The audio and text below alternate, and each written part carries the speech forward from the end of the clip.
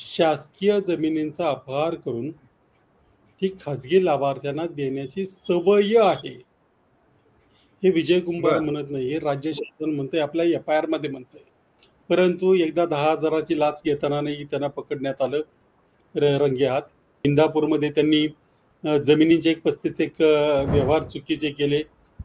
अ, 35 वाळू 35 ते बर त्यांच्या आकडेवारी ती शासनाची आहे, माझी नाही. त्यांच्या बर चार्जशीट मध्ये. किती धक्कादायक आहे. हा 14 वर्षामध्ये 7 वेळा यांच्यावरती भ्रष्टाचाराचे गंभीर आरोप झाले. पण प्रत्येक वेळी हा माणूस सेटिंग लावून वाचलेला आहे आणि प्राईम पोस्टिंग त्याला कशा मिळत गेल्या हे सुद्धा आपण उघडपणे बघतोय. परंतु आताच्या ज्या काही हालचाली चालल्या त्याच्यावरून काही होईल असं मलाही वाटत नाहीये.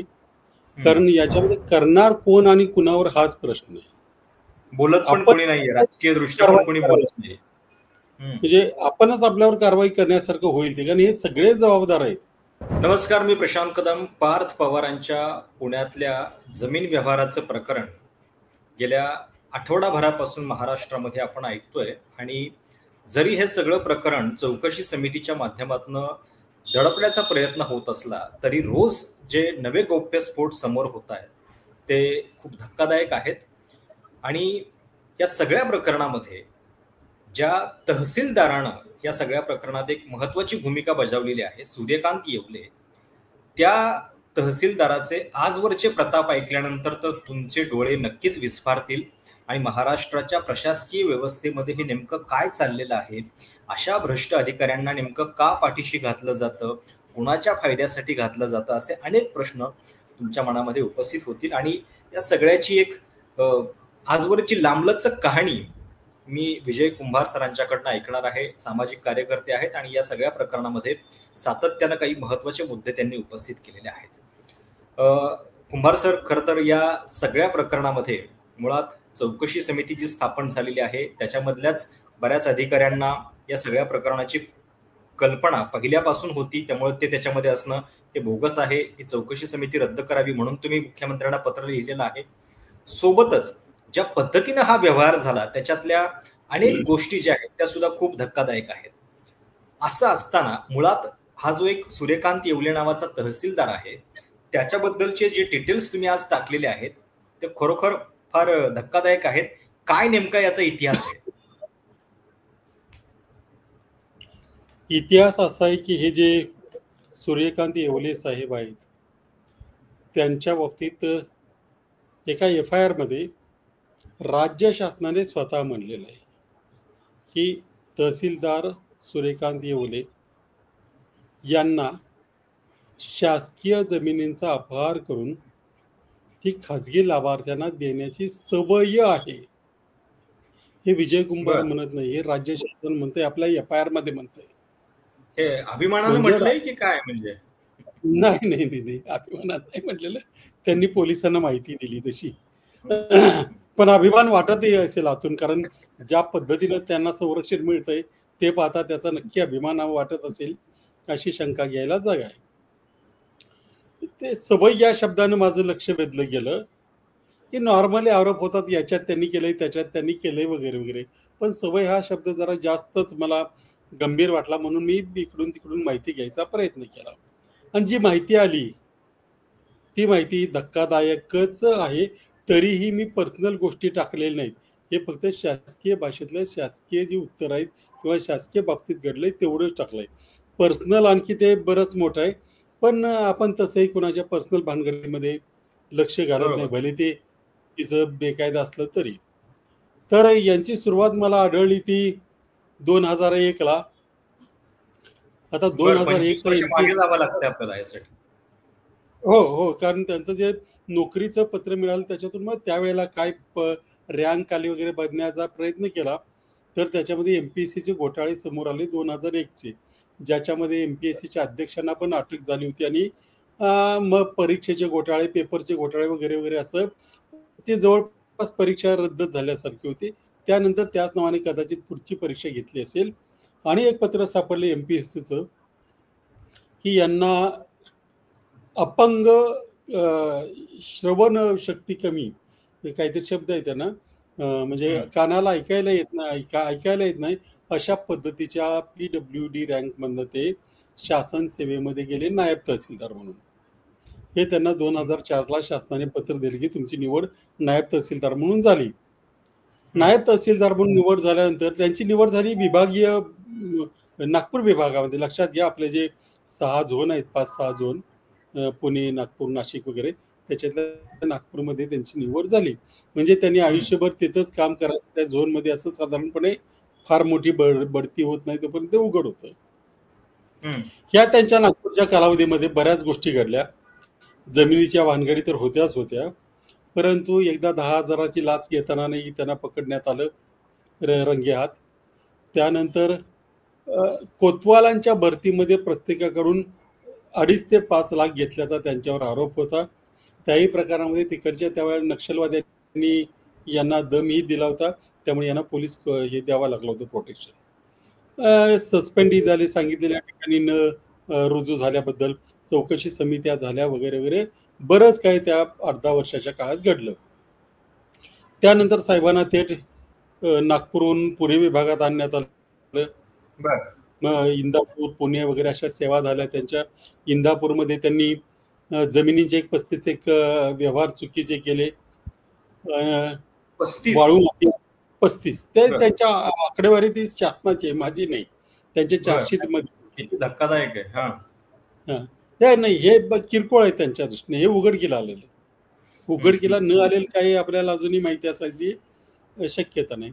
मग वाळू माफियांशी संबंध, अनेक वरिष्ठांचं न ऐकणं, सूचनांचं पालन न करणं, कारवाया करणं किंवा न करणं वगैरे, अशा अनेक गोष्टी त्याच्यामध्ये होत्या. तिथेही त्यांना सस्पेंड करण्यात आलं. अशी आतापर्यंत 3-4 आतापर्यंत झालं, अजून काही पुढे यायचे.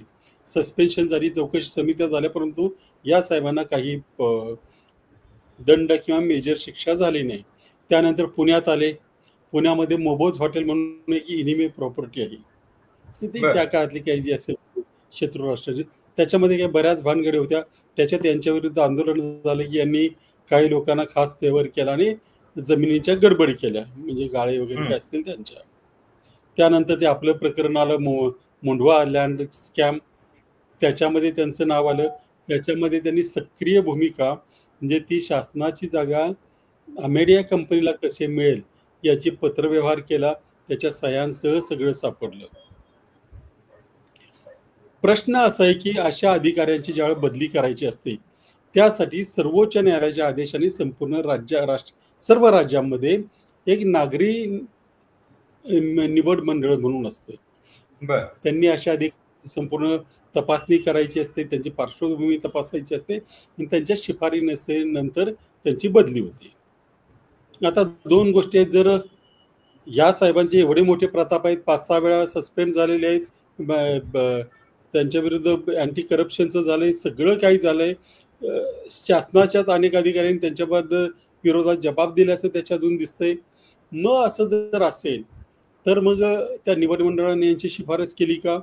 ती केली असेल तर त्यांनी का केली? त्यांचा यांच्याशी काही संबंध होता का? असं असेल तर त्यांच्यावरही कारवाई झाली पाहिजे.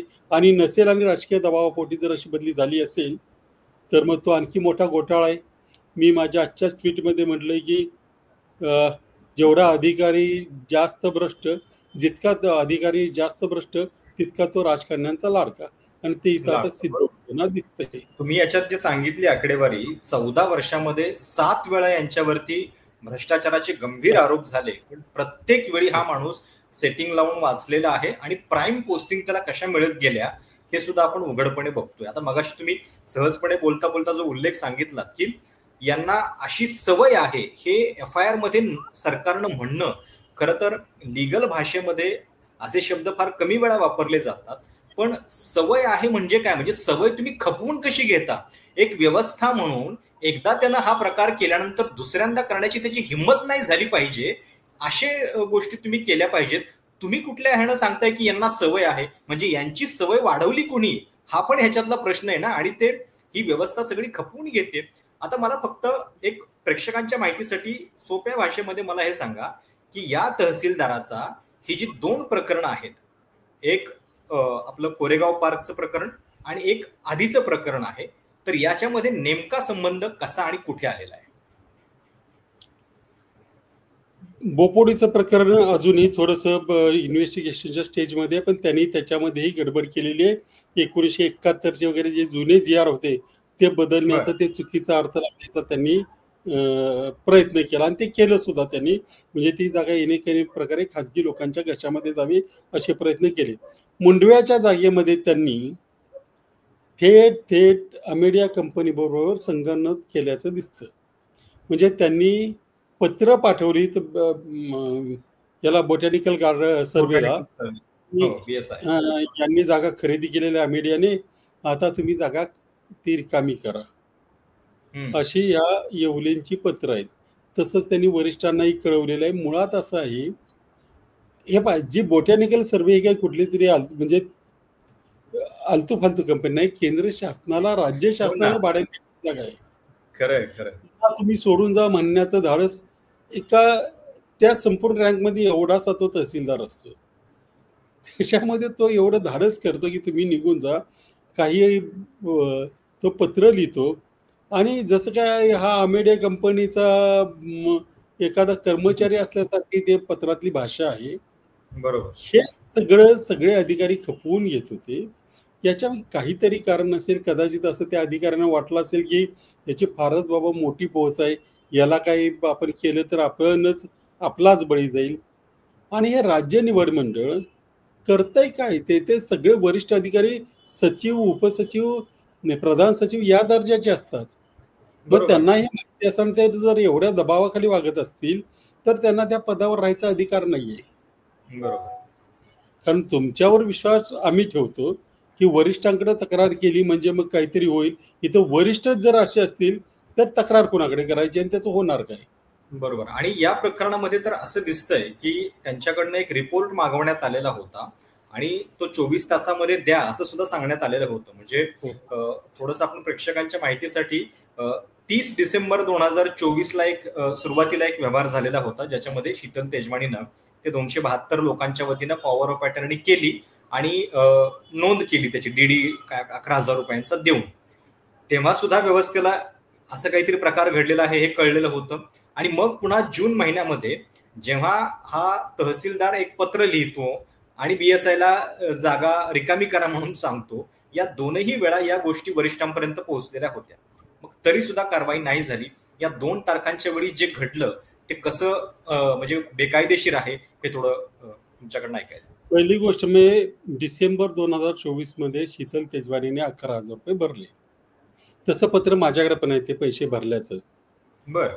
हा मुद्दा असा आहे की मुळातच ह्या जमिनी वतन खालसा झाली 1958ला किंवा 1954ला. त्यावेळेला त्यांनी काय त्याचा मोबदला घेतला असेल किंवा नसेल हा भाग वेगळा. परंतु त्यानंतर काहीही घडलं नाही. नंतर 2006 मध्ये ह्या बाईंनी काय पॉवर ऑफ अटर्नीज करून घेतल्या, त्याच्यातल्या काही रजिस्टर आहेत, काही नोटराईज आहेत जे चालत नाही वगैरे वगैरे. 2021 ला राज्य शासनाने पत्र दिले सगळ्यांना, जी-आर आहे तो, की महार वतनाच्या जमिनींसंदर्भात कुठलाही व्यवहार किंवा रिग्रँडचं प्रकरण मंजूर करू नये. शासनाने विशेषतः त्या प्रकरणाला मंजुरी दिल्याशिवाय आणि शासनाने नजराना किंवा फी ठरवल्याशिवाय. 2021चं पत्र आहे. बरं. 2024 ला सगळे अधिकारी या पत्राकडे दुर्लक्ष करतात. त्यांना हे नियम माहिती नसणं हे अपेक्षित नाही, ते म्हणजे हा मूर्खपणा आहे. माहिती आहे पण त्याकडे दुर्लक्ष केलं. शासनाच्या जी-आरकडे दुर्लक्ष करून त्यांनी पैसे भरले. त्याच्यावर ते ऍड्रेस जे केलेलं आहे ते कलेक्टरनं केलेलं आहे. आता कलेक्टरनं ऍड्रेस केलेलं पत्र, भरलेले पैसे, कारण शासनात पैसे असेही भरता येत नाहीत तुमच्याकडे काहीतरी विशेष भरण्याचं कारण असल्याशिवाय. म्हणजे विशेष आदेश आहे की बाबा हे रिग्रँडचे पैसे आहेत किंवा अमुक जे काय असतील ते भरले त्यांनी आणि कलेक्टर म्हणतात की मला माहितीच नाही. म्हणजे असा व्यवहार असेल तर मग आपण त्या पदावर राहायचं काही त्यांनी ठरवायचं आहे. कारण असं जर त्यांना माझ्या ऑफिसमध्ये आलेलं पत्र मला मिळालं नाही, ज्याच्यावर सही शिक्का मारलाय असं म्हणणं म्हणजे तो म्हणजे त्या पदासाठी मी त्या लायक नाही ते काम करायला, असाच त्याचा अर्थ होतो. पण ते पैसे भरले गेले. 20 मेला संपूर्ण व्यवहार पूर्ण झाला. त्याच्यानंतर सगळा पत्रव्यवहार आहे. बोटॅनिकल गार्डनने कलेक्टरला पत्र लिहिलेलं आहे, तरीही हे सगळे म्हणतात की मला माहिती नाही. याचाच अर्थ हा आणि हे खरेदी खत झाल्यानंतर त्या कंपनीचे अधिकारी बोटॅनिकल सर्व्हेमध्ये जातात. कलेक्टर त्या कंपनीच्या वतीने बोटॅनिकल सर्वे सॉरी हे सूर्यकांत येवले येवले. पत्र लिहितात, सगळ्यांना पत्र लिहितात, कारवाई करतात, जागा सोडा म्हणतात आणि अजूनही सगळे म्हणतात की आम्हाला काही माहिती नाही, हा व्यवहार झालाच नाही. हे म्हणजे सामान्य जनता ही मूर्ख आहे असं समजूनच हे सगळे लोक चाललेत असं मला याच्यामध्ये वाटतंय.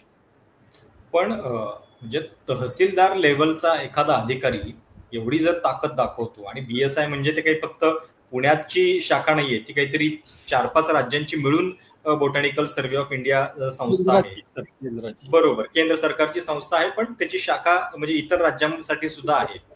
तर इतक्या मोठ्या संस्थेच्या म्हणजे व्यवहारामध्ये हा माणूस पत्र पाठवून सांगतो, याचा अर्थ त्याला काहीतरी एक अदृश्य ताकद आहे त्याच्या पाठीमागे, नाहीतर तो एवढ्या सगळ्या गोष्टी नाकारून हे करू शकला नसता. आता जी कारवाई होती आहे ती तुम्हाला पुरेशी वाटतीये का, आणि याच्यातून खरोखर जे याच्यातले गुन्हेगार आहेत त्यांच्यापर्यंत आपण पोहोचू शकणार आहोत का? आता तुम्ही पहिल्या वाक्यालाच माझा आक्षेप आहे. कारवाई होती म्हणजे काय होती?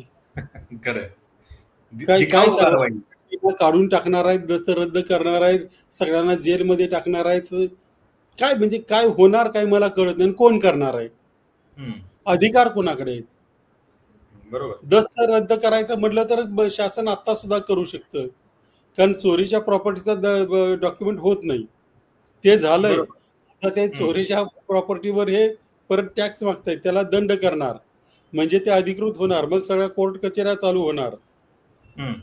आणि मग परत कधीतरी आपलं दुर्लक्ष असताना किंवा आपण गेल्यानंतर ते मग तिथं नाही आता आमचं कोर्टाच्या आदेशानं सगळं झालंय, तडजोड झाली वगैरे दाखवणार, प्रॉपर्टी घेणार.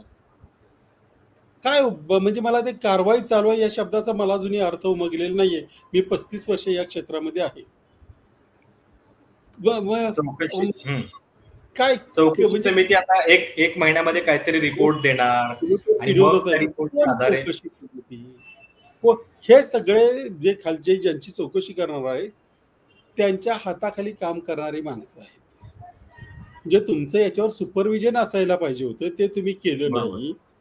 म्हणजे केलं नाही असं भासवत आहे, आणि आता तुम्ही त्यांची चौकशी करणार, ज्यांच्यावर सुपरविजन करण्याची तुमची जबाबदारी होते. म्हणजे त्यांनाच प्रश्न विचारायला पाहिजे होते काही या सगळ्या व्यवहारामध्ये. मी विचारतोय ते, मी म्हणतोय की चौकशी समितीचा उपयोगच नाहीये. जे चौकशी समिती आहे ते हे पहा, महापालिका असेल तर अगदी शिपायाने जरी काही केलं तरी त्याला थेट जबाबदार हे आयुक्त आहेत, प्रशासनाचे प्रमुख म्हणून. बरोबर. तुमच्या डिपार्टमेंटमध्ये काही झालं असेल तर थेट सचिवापासून खालचे जेवढे वरिष्ठ अधिकारी आहेत तेवढे सगळे याला जबाबदार आहेत. मग तुम्हाला चौकशी खरंच करायची असेल, आपल्या हातून खरंच चूक झाली असं वाटत असेल तर त्रयस्थ पक्षाची ज्युडिशियल किंवा महसूल आयोग अशी चौकशी पाहिजे, जे सेवेमध्ये नाहीत किंवा जे त्रयस्थ आहेत, तटस्थ आहेत, त्यांची चौकशी समिती पाहिजे. तुम्ही काय करणार? तुम्हीच तर सगळं नाही, आणि व्यवहार पण साधा नाहीये. म्हणजे 42 एकर जमिनीचा अपहार होतोय तुमच्या देखत, आणि तो देखील म्हणजे ठीक आहे की पुन्हा महसूल बुडवून 500 रुपयांच्या स्टॅम्प ड्युटीमध्ये जे काही आहे ते सांगितलं जात होतं. तर किती भयानक आहे म्हणजे हा प्रकार. हे भयानक. आणि कुणाला आता तुमचं जे हा माणूस इथं येतो पुण्यासारख्या ठिकाणी, अहो तुमचंच तर राज्य मंडळ आहे, निवड मंडळ. बरोबर. तुम्ही त्याची बदली कशी झाली याची आधी चौकशी केली पाहिजे. त्या आम्ही आणखी चौकशा करतो. ते तुमच्या हातून चूक झाली का, तुमच्यावर कुणाचा दबाव होता, तुम्ही सांगायचं आहे, ते येवलेने नाही सांगायचं आहे. ते राज्य निवड मंडळामध्ये ज्याच्यावर प्रधान सचिव वगैरे जे मंडळ असतात ना, त्यांनी सांगायचं. आणि जर बदली राज्य निवड मंडळाचे अप्रोक्ष झाले असेल तर तो आणखी भयानक प्रकार आहे. म्हणजे शासनामध्ये कुणाचं कुणावर नियंत्रण नाही असं समजण्यासारखा तो प्रकार आहे. सर, या प्रकरणाची जेव्हापासून चर्चा होतीये, काही लोकांचं म्हणणं असं होतं, जे पार्थ पवारांच्या बाजूनं समर्थन करतायत, त्यांनी एकानं युक्तिवाद माझ्याकडे असा केला की मुळामध्ये तो जमीन खरेदी करतोय, तर जमीन देणाऱ्याची याच्यामध्ये चुकी आहे की म्हणजे रजिस्ट्रारनं त्याच्यामध्ये सगळ्या गोष्टी बघायला पाहिजे होत्या आणि मग टायटल क्लिअर नसताना मुळात ती दस्त नोंदणी केलीच कशी याच्याबद्दल लिगली त्याच्यावरती कारवाई व्हायला पाहिजे. हा तर म्हणजे जमीन पैसे घेऊन विकत घ्यायला निघाला होता, मग तो दोषी कसा? पैसे कुठे दिलेत? पैसा आहे, भविष्यात पैसे देऊ असे व्यवहार असतील तर मी सगळ्या भारतातल्या सगळ्या जमिनी घ्यायला तयार आहे. बघू नंतर काय करायचे. आता जमिनी खरेदी दस्त तर करून ठेवू. आणि दुसरी गोष्ट, चोरीचा माल घेणं. आता कुणाच्याही घरामध्ये काही गांजा वगैरे सापडला तर कुणाच्याकडेही तर घेणारा देणारा दोष आहे. चोरीचा माल घेणं देणं दोष आहे. चोरीच्या मालाचा कायदेशीर व्यवहार होतो का? ती चोरीचा माल आहे तुम्हाला माहिती नाही का? तुम्ही पैसे दिले नाहीत याचे आणखी 3 अर्थ आहेत माझ्या दृष्टीने. कायद्याच्या भाषेत काय मला माहिती नाही. मला थोडंफार कायद्यातलं समज, माझा समज, आम्ही वकील नाही. पैसे दिले नाही त्याचे 3 अर्थ निघतात. पहिली गोष्ट म्हणजे तुम्ही 300 कोटी रुपये देत नाही, नंतर देऊ म्हणता. याचा अर्थ तुमची ज्यावेळी ताबा घ्यायची वेळ आली त्यावेळी तुम्ही 300 कोटी रुपये कॅश दिलेले. हा एक अर्थ झाला. कॅश किंवा चेकने दिले नाही तर मग हा बेनामी व्यवहार आहे. आणि बार्टर सिस्टीम घडलेली आहे. कायच्याच्या तरी बदल्यामध्ये त्यांच्याकडून जागा घेतली. आता हे बार्टर काय होतं?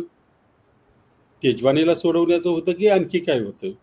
कारण तेजवानीच्या आणि त्याच्या नवऱ्यावर प्रचंड आक्षेप आहेत. आधी बरेच गुन्हे आहेत. म्हणजे सेवा विकास बँकेपासून ते अनेक, म्हणजे त्यांच्या घरामध्ये बऱ्याच गुन्ह्यांची साखळीच आहे. मग तिन्हीपैकी कुठल्या कारणासाठी हा सौदा केला गेला? म्हणजे या प्रकरणामध्ये पार्थ पवारांच्या वरती सुद्धा गुन्हा दाखल झाला पाहिजे, त्यांचं नाव वगळणं हे पूर्णपणे म्हणजे या केसला. हे पहा, मी एकदा पॉवर ऑफ अटर्नी दिली की अमुक कारणासाठी XYZ ला मी पॉवर ऑफ अटर्नी दिलंय. त्यावेळेला तो जे काही करेल त्याची जबाबदारी माझ्यावर सुद्धा आहे, म्हणून तर त्याला पॉवर ऑफ अटर्नी म्हणतात. बरोबर. दुसरी कंपनी ऍक्ट नुसार कंपनीच्या जे रिझोल्युशन झालं की सही करायला त्या दिग्विजय पाटलाला सही दिलेली आहे. याचा अर्थ दिग्विजय पाटील जे काही करेल ते तुमच्यावर बंद नाही. तुमच्या सहीनं राज्याकडे पत्र गेलंय की आम्हाला इथं IT पार्क करायचं आहे. ते पत्रही बेकायदा, त्यानुसार घडलेली प्रोसेसही बेकायदा. मग तुम्ही कसे बाजू, म्हणजे मला अजूनही कळत नाही की जनतेला किंवा काय एवढं मूर्ख आहोत.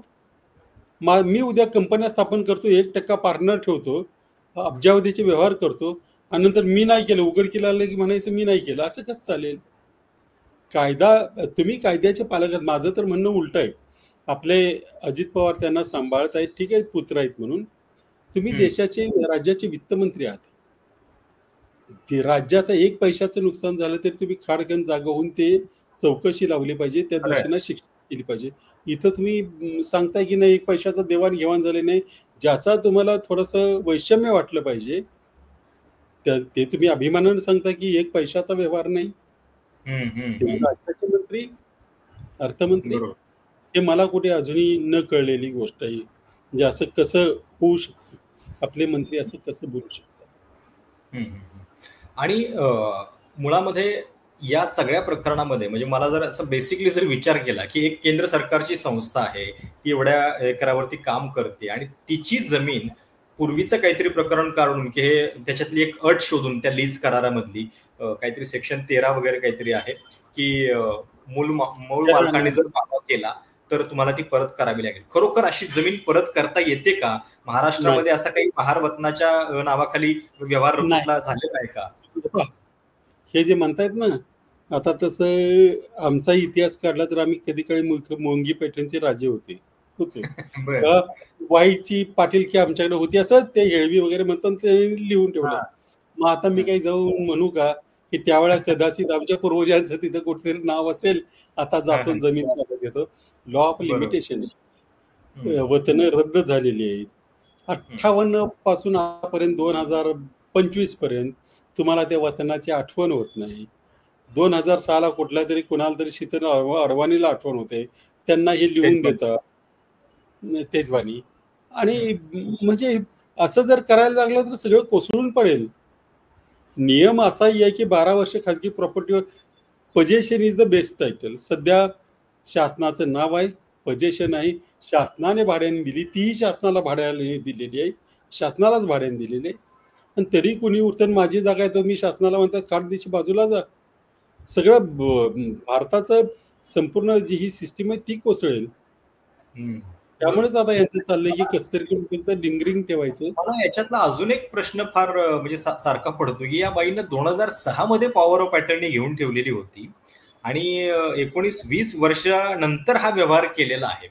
तर या मधल्या काळामध्ये तिनं काही प्रयत्न केले होते का? आणि पॉवर ऑफ अटर्नी म्हणजे तेव्हापासून नंतर म्हणजे नोंदणी तिने आता 2024 मध्ये केली, पण तेव्हापासूनचे हे प्रयत्न होते. हा, तेव्हापासून जे प्रयत्न होते, परंतु कुठेही भीक घातली नव्हती.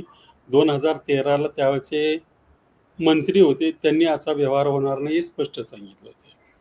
त्या संदर्भात कोर्ट कचेऱ्याही झाल्या, त्याच्यामध्ये असं काही करता येणार नाही स्पष्ट सांगितलंय. कारण कायदाच आहे, वतनच जर खालसा झाले तर मग पुढच्या गोष्टीला काही अर्थही उरत नाही आणि त्यांनीही कधी मागितले नाही. बरं, ते जर सगळं बघितलं तर त्या पॉवर ऑफ अटर्नीज मधले जे काही लोक आहेत ते 1996लाच वारल्याचं दिसतंय. तो आणखी वेगळाच मुद्दा आहे. मग त्यांनी 2006ला सह्या कशा केला हा आणखी म्हणजे इन्व्हेस्टिगेशन केलं तर भरपूर काय याच्यामध्ये. आणि हा त्यांचा व्यवहार असतो. म्हणजे अशा अनेक टोळ्या कार्यरत आहेत की ते किरकोळ 1000-2000 रुपये देऊन पॉवर ऑफ अटर्नी घेऊन टाकतात. मग ज्या वेळेला फायदा होईल त्यावेळेला बघू असं म्हणून ते करून ठेवतात.